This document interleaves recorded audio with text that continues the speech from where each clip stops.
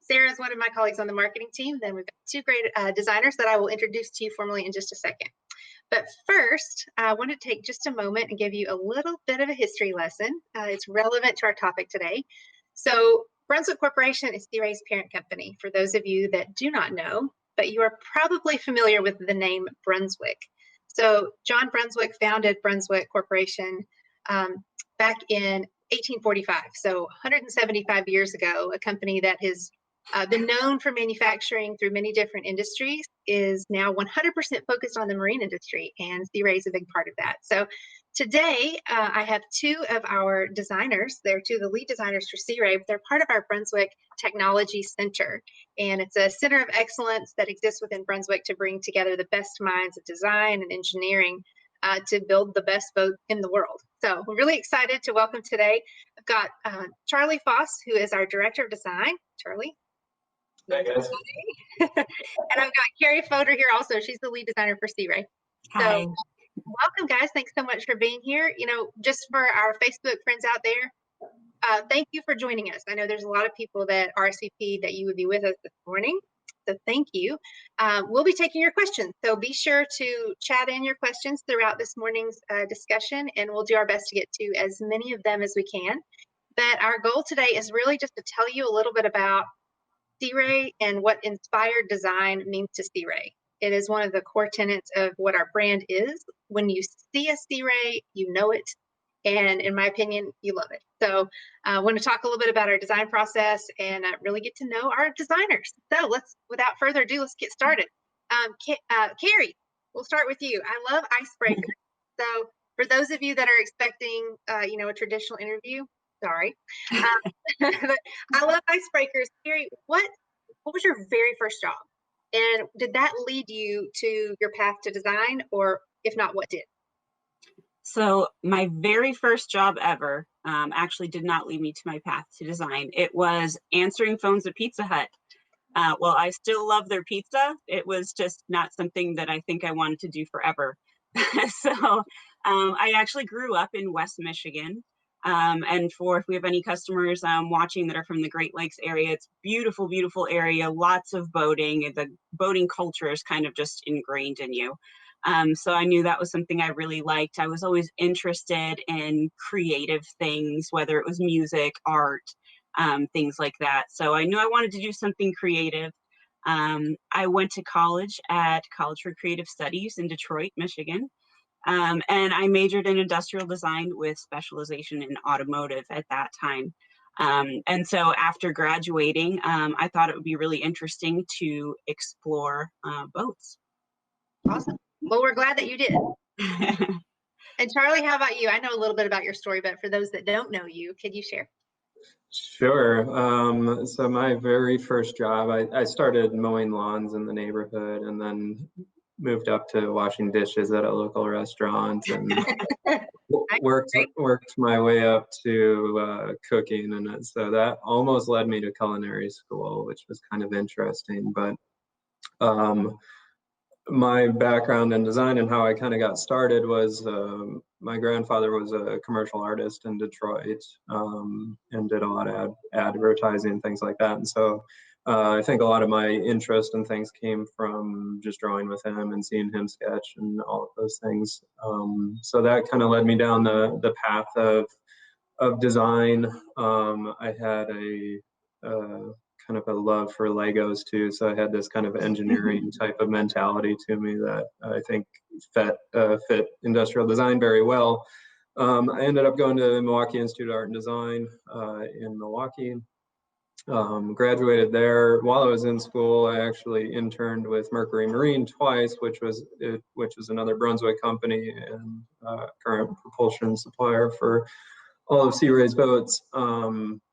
But unconnected, I ended up actually getting a job after school as an intern at Boston Whaler through my professor. So I moved down to Florida, just saying, hey, the worst thing that can happen is I live in Florida for 6 months. And I have to go back to Wisconsin after that. But ended up getting a full-time job at Boston Whaler, and then have just worked my way up into the design director role, holding every design role previous to that. And so now leading the development for all the boat group design. Which is so exciting. That's a Yeah. great story. And so you've been stuck in Florida now for 12 years? Yeah, just 12 and a half years. I've been with Brunswick, and then my previous experience at Mercury as well. So Awesome. There are definitely worse places to be, for sure. yes, yes. So Carrie, I know you had an interesting kind of path into Brunswick, and you've had a long tenure with SeaRay. Would you mind sharing just a little bit with the group about how you got there? Sure. Yeah, I joined Brunswick about 6 months after Charlie did, so we're kind of meant to work together. I had actually met the SeaRay design management team at the time at the Detroit Auto Show. When I was in college, I had a model on display at the show and had presented to them. And when I graduated, I had seen a posting for an open SeaRay design position, sent my portfolio, and they actually called me back and said, "Hey, we think we already know you. I think we met you in Detroit." And you know, one conversation led to another, and oh yeah, okay, you're right. Yep, we met. I showed you this model that I had worked on. It was a concept for Volvo at the time. And they ended up doing a couple phone interviews, flew me down for an in-person interview, and then the rest is history. Oh, that's awesome. Well, I love the pictures, so I'm glad we've got some good pictures to add to it. So thank you, Sarah, for doing that. No problem. Cool. Well, so I have a couple of questions from the audience. One thing is about understanding the design process. Someone wants to know, where do you go for inspiration for the design process? So one of our brand pillars for SeaRay is inspired design. It's really important to us.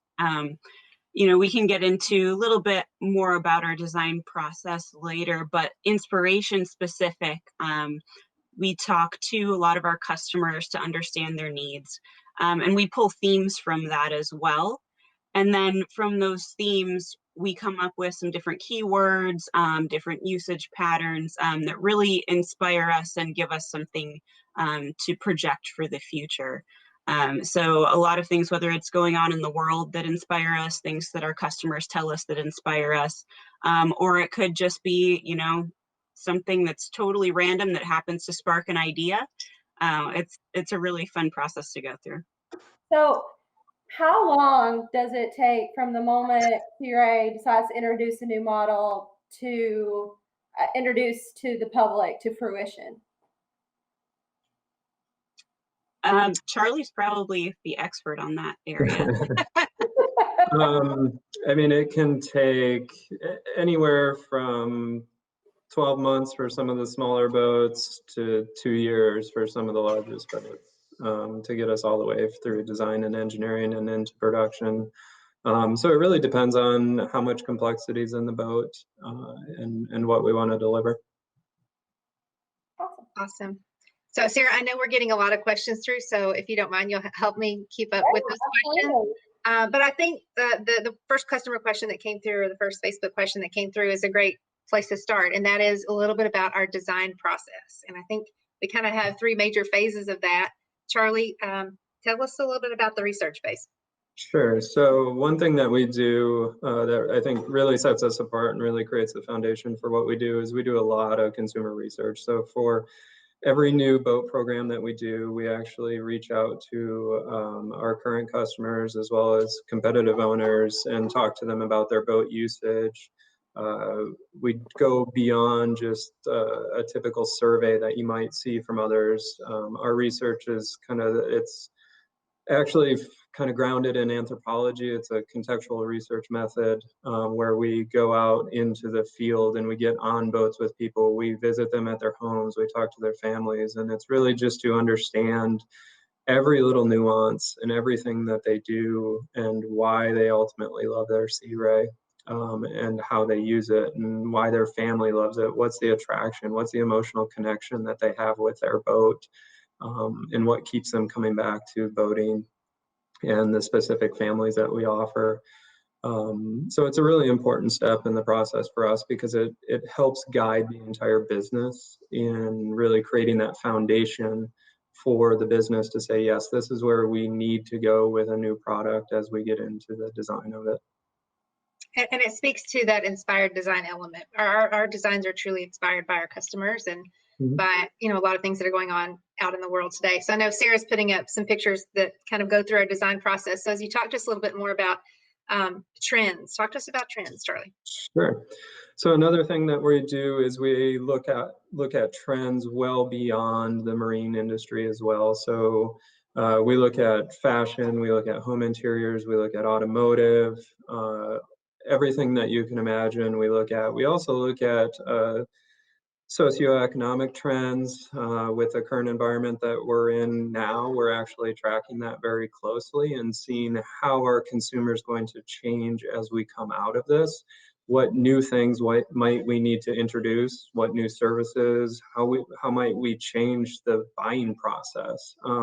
So it moves beyond just the physical design and much more into a design strategy type of thinking when we look at trends, because we were projecting out 5 to 10 years to really understand how people are going to change and what things are currently affecting what they're doing now that might ultimately affect how we design boats in the future. Which is great, and considering our design cycle time and how long it takes to go from this initial ideation all the way through development, we really do have to be quite far ahead of schedule and thinking about where things are shifting and predictions about where things are moving. So thank you. I have a question. Seth wants to know what trends excite you, the designers, the most. Oh man, a lot of our designers have backgrounds in automotive design, so they're daily looking at cars and excited by every new car that comes out. So I think that gets them, a lot of them excited. Particularly for me, I love business strategy, so I like the economic trends, and I like data. I like being able to incorporate data and connect design to business. So for me, it's a little bit different probably than some of our other designers. Carrie's probably a little bit different as well. So. No, I would agree with that. I think all of the new technology that's coming out is so exciting, and what can that mean for boating? And it could be everything, like Charlie said, from the way we buy boats to features in a boat, to maybe it's rethinking the entire experience of the boat. Just so many new things that are coming out that can help us just completely change the game. It's really exciting. So we had another question. Bill Bittner wants to know, he's curious about the structure and size of a design team on a single model. Can you touch on that? Yeah, so it's probably a lot smaller than you think. I mean, our design team overall is 9 people. So we're a relatively small team in comparison to some other studios, things like that. For the marine industry, we're probably on the larger side.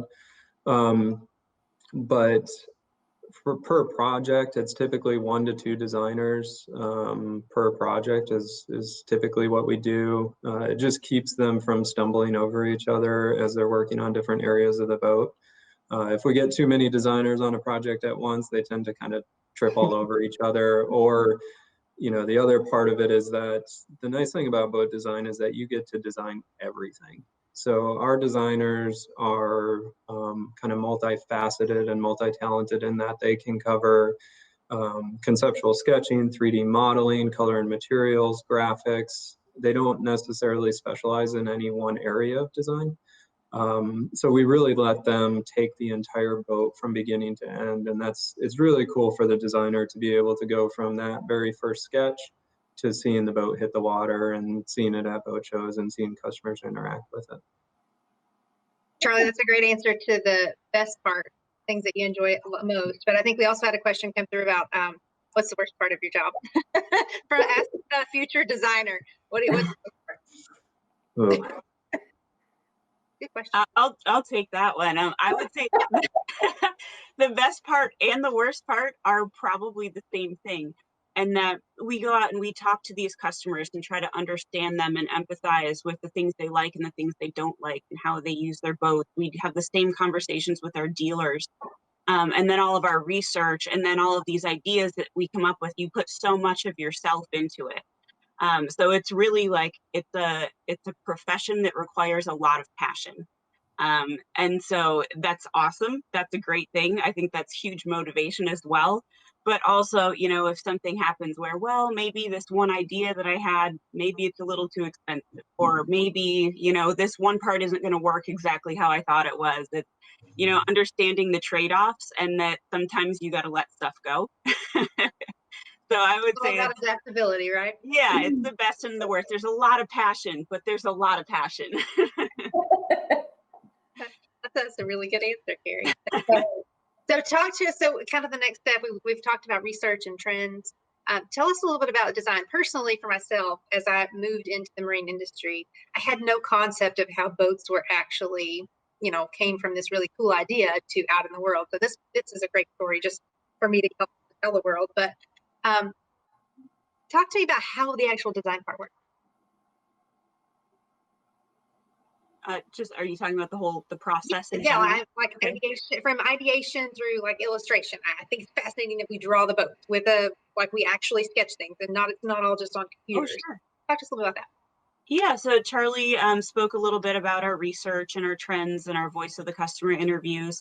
From there, we develop themes out of that, and we'll find some images that we find inspiring based on those themes. And so we'll build kind of a story around the boat. What experience are we trying to create? What is the aesthetic we're trying to create?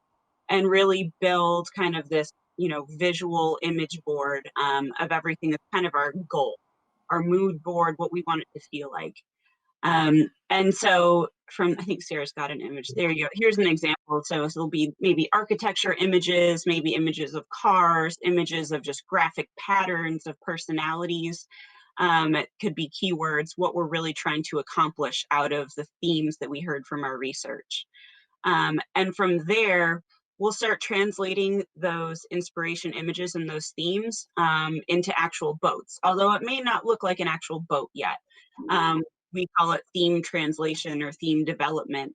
And so you can see the image that Sarah is showing on the left. There's some just thumbnail sketches, just rough gestural. If this boat was 3 or 4 lines, what would it be? And then selecting some of those that we think best relate to the inspiration and making it a little bit more real. So maybe it's not 3 or 4 lines, but it actually looks like a boat now as we move to the right side of that page.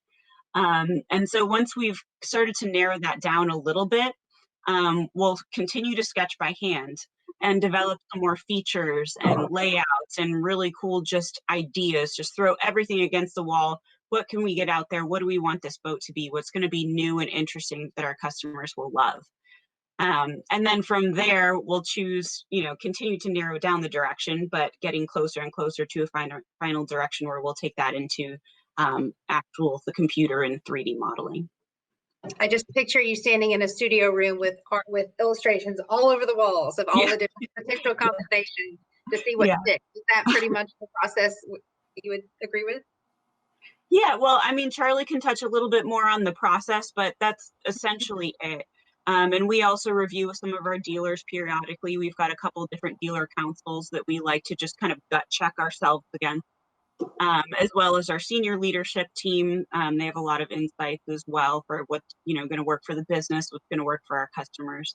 And our engineering team, everyone gives a lot of input into what we think is going to be the best for the customer, for quality, for production, for the business, everything just all together.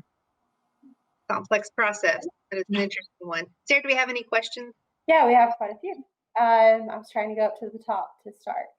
So does Paul wants to know, does the design team participate in future model direction, or is the direction handed to designers to run and explore? No, I mean, we do all the future design work. So not only are we working on current development projects that will see production in the next couple of years, but we're also working on future concepts as well. So we try to balance the load of the designers with a little bit of both. Designers love to explore; they love far out ideas. So we need to keep a healthy dose of that in the office. Otherwise, they can get a little bored sometimes.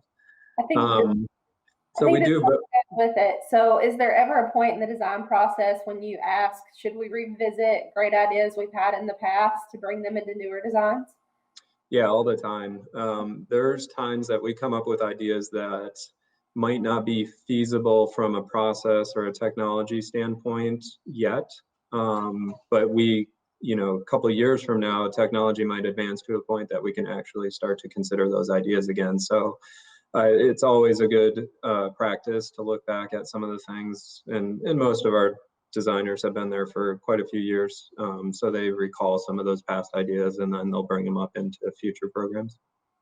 Cool. Excellent. Any other questions we have, Sarah?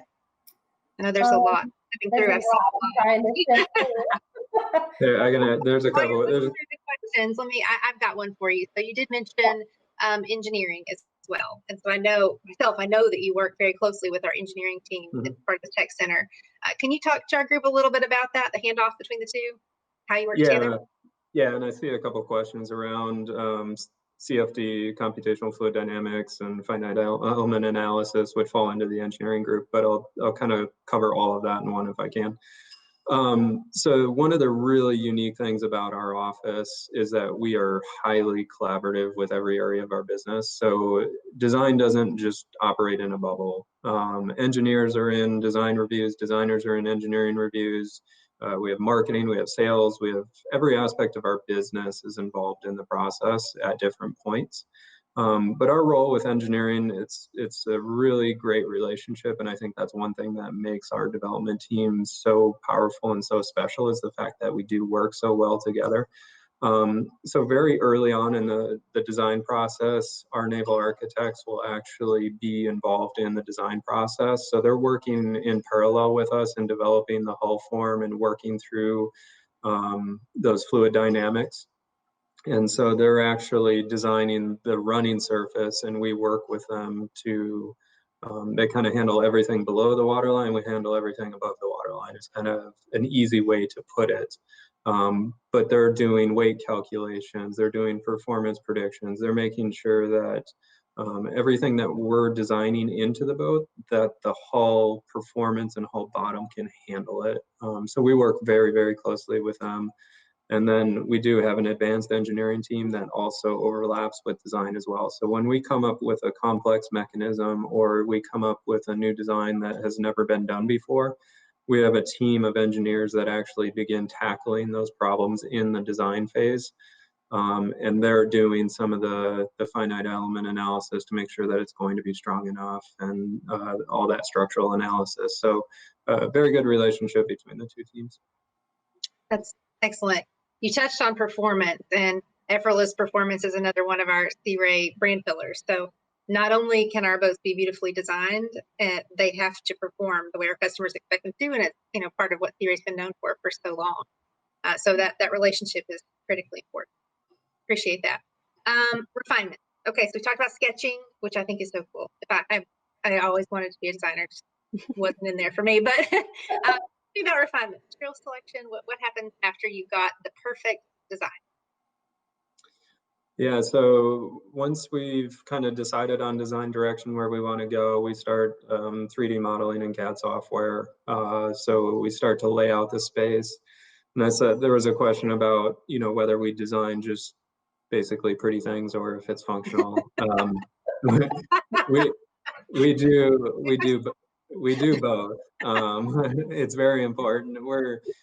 We're a function first type of design studio. It's not just doing pretty conceptual pictures. We actually have to figure out how it works and how it's, all going to be put together, because that is the experience that you have on your boat is, does it fit you? Is it easy to work around, all those types of things. So we start to do that in 3D CAD software and start to lay out the boat. And then we'll get to a point where we do a full scale mock-up on every single development boat that we do. And that allows us to feel it in physical space, make sure that handholds are in the right spot, seats are at the right height, all of those type of things. And then we're able to take that 3D geometry and make photorealistic images. We've started using augmented reality, virtual reality in our design process to help us validate our design concepts, so we can actually take that 3D geometry and visualize it, so you can feel like it's real. The 3D renderings help us from a sales standpoint within internally as well as externally. And then that data and information then gets handed off to engineering, and then that's the design intent, essentially, that engineering starts working on. Now I know materials, not only it will start to lean in a little bit on the pretty stuff, I guess, but the actual material selections and color selections and fabrics and thread and all the different small finite pieces that really bring the whole design together aesthetically. What is that process like? I can't imagine the number of options you must have to go through to find it perfect, right? Yeah, I'll let Carrie cover that. That's kind of her specialty. So. Yeah, it's a challenge for sure. So from the style side, right, we have what's appropriate for our brand. So whatever we choose, it's got to be confident, athletic, sleek, modern, all of those things that define SeaRay. And then on top of that, what is most appropriate for the family line or the product that it's going in. And we actually have quite a few restraints, maybe a little bit different than a car, in the sense that all of our materials, they are inside and outside. So it's got to be able to withstand the elements. It's got to be able to withstand salt, sun, clearly water, be resistant to fading, stain resistant for sunscreen, mustard, nail polish. We have a test lab that tests everything you can think of. If we put these things or put these materials through these conditions, what happens? And so, of course, we can only use the things that pass all of those tests. But a lot of it also, once you get through that, okay, what's left that we have to choose from? And things like our trend research will influence that as well, because consumer tastes change and our own tastes change and evolve. And then, so we have to project, because this boat isn't coming out today. This boat is coming out, 2 years from now, 3 years from now. What will people like then? Well, I think this change is going to shift people's thinking this way. And this is what is popular now. And so I think these things will influence maybe the undertones of that color to go from yellow to green or whatever it may be. Trying to tie in materials to our trend projections on, I guess, more of a philosophical level to understand what people will like in the future. So it's a big process, whether it's the style or the testing and the function of the materials. But it's actually a really fun one because it is a challenge. So yeah, I can't imagine. 3 years ahead of time. I mean, that's just crazy. It's a long time. Sarah, do you have another question? Yeah, we do. William wants to know if you could get an idea on your educational backgrounds. Did any one of you take coursework in the marine industry in school, or general industrial / mechanical design, and then marine expertise on the job? Sure. So I'd say all of our designers are either industrial design majors or transportation design majors. We don't currently have anybody that came out of a marine design program. We have in the past. We've had designers that have gone through some of those programs. I like well-rounded designers that can really do a little bit of everything and understand everything. So that's typically what we look for, regardless of what their major is or where they came from. So. Cool. Good question. I have one. I see that Seth asked this question, and I guess it's bold probably to read it, but I'm going to read it. I may even answer it. I don't know. We can all maybe answer it. So what goes to mind when people describe boats as a big hole in the water, which you pour money into for the 2 best days of owning a boat? What do you think about that? I have an answer for you though. So here's my answer. For me, boating is a return on experience. I have had some of the best memories I've ever had on the water with my family. And I can't think of many other places you can spend an entire day in a 20-foot, 25-foot by 8'6" space and have the best day of your life. So for people who haven't experienced boating, they may not know what it feels like, but that's how I would explain how I answer it, how I feel about that. I don't know if you guys have another opinion or feeling, but thoughts? Yeah, I would completely agree. And one thing that it's actually a quote from Charlie that I love is, the boat is the tool for the experience. And that's how we think about boating and boat. And so when people say that, like, I laugh because I understand, like, we are boaters ourselves. But also it's trying to understand what exactly about that. So when we design this tool for this really great experience, what can we achieve with that? Great, thank you. Cool. Let's see, Sarah, any other questions come through that you want to tackle? I know we're coming up on our time here. Yeah, we can wind up, but just one last question, and I think it's interesting. What is the relative size of the design team versus the size of the new product engineering team?